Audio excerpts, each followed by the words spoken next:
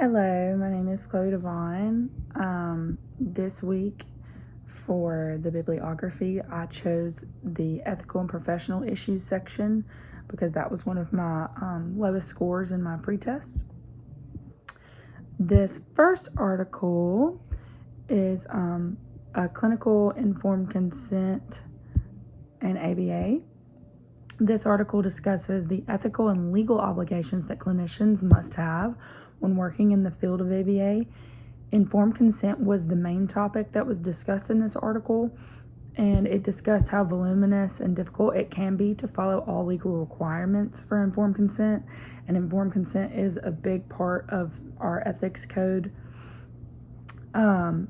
They did provide a guide in this article to ensure informed consent was applied correctly, and the guide that they provided was that informed consent should be provided during intervention or assessment when a person needs to make an informed decision, that person being the client or the stakeholder.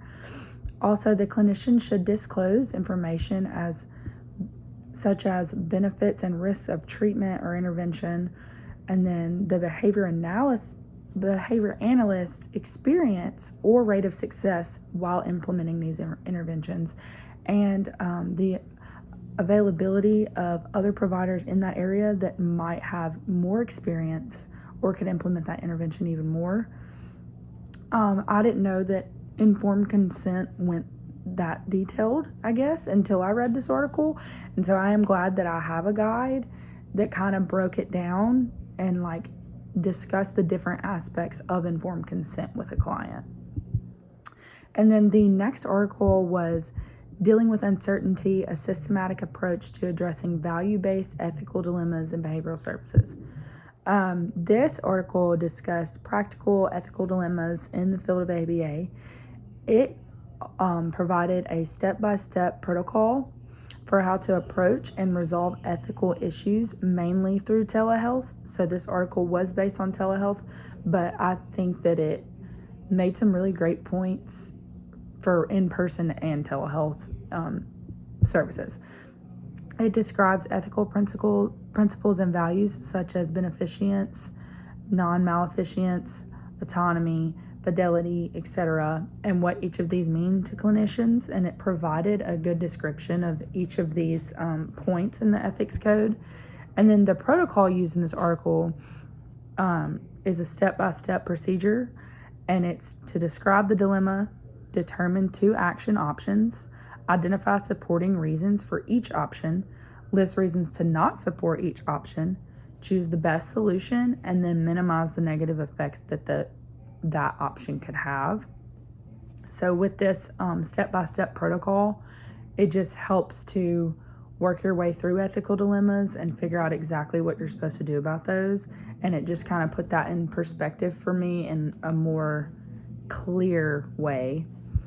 And then this last article is Ethical Issues in ABA Services, Provision for Autism and Limited Resource Contexts.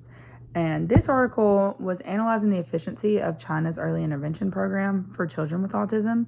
It does state that there are different ways to look at a situation and think about it as morally right or wrong. And this paper discusses the ethical concerns that one should be aware of in the field of ABA, like allocating for services, stretching out services, and allowing for sufficient one-on-one intervention. And one thing that this article did do, it provided an analogy of if there's a disease and you can only cure 20 people of that disease with the medicine that you have, should you do that, or should you give lower dosages to a higher percentage of the population even if it doesn't improve their quality of life?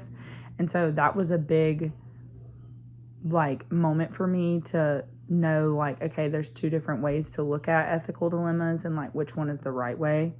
So I think overall all 3 of these articles really helped me to understand ethical dilemmas and the ethics code a lot more than I did previous. Thank you.